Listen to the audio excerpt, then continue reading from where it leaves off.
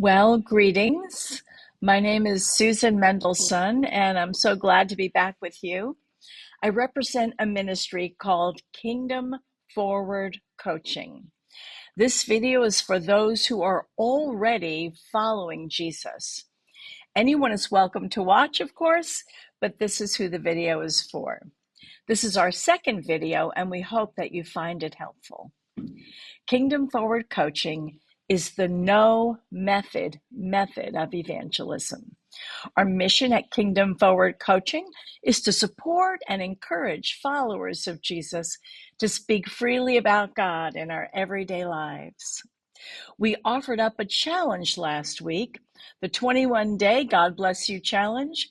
We hope you are taking the challenge. If you have any questions about it, please feel free to reach out to me at kingdomforwardcoaching@yahoo.com. This week, we're going to speak a bit more about why we are the no method of evangelism.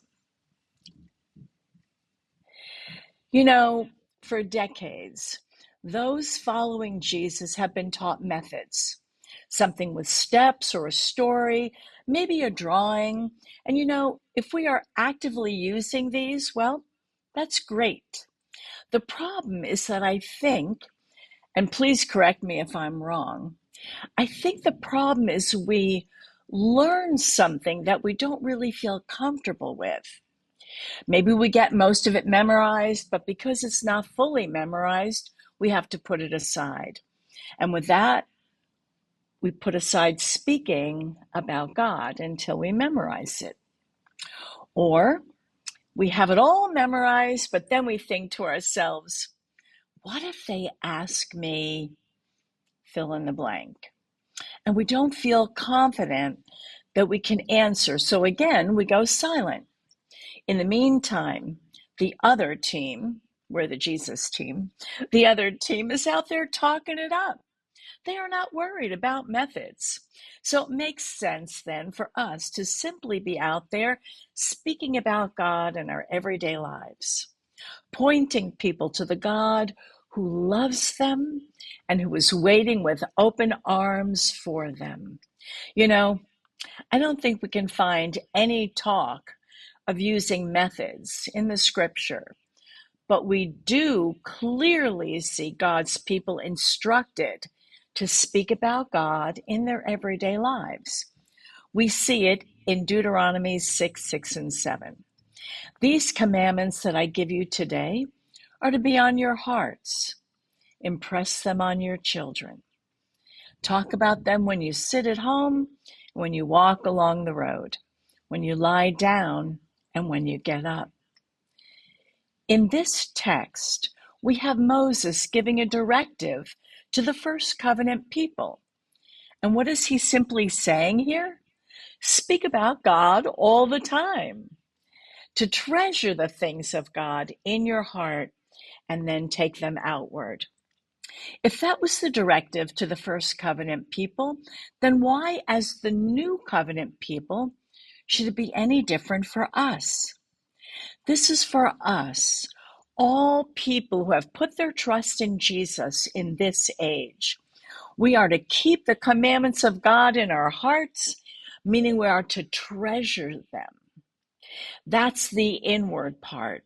Then it goes out to our children, when we sit at home, when we walk along the road, when we lie down, and when we get up. We can speak about him with our families, with our hairstylist, maybe the person at the grocery store, or the person who changes our oil.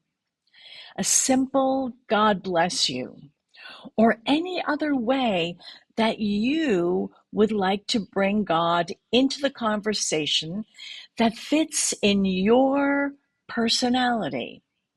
Maybe in a response, someone says, "How are you today?" We have a choice.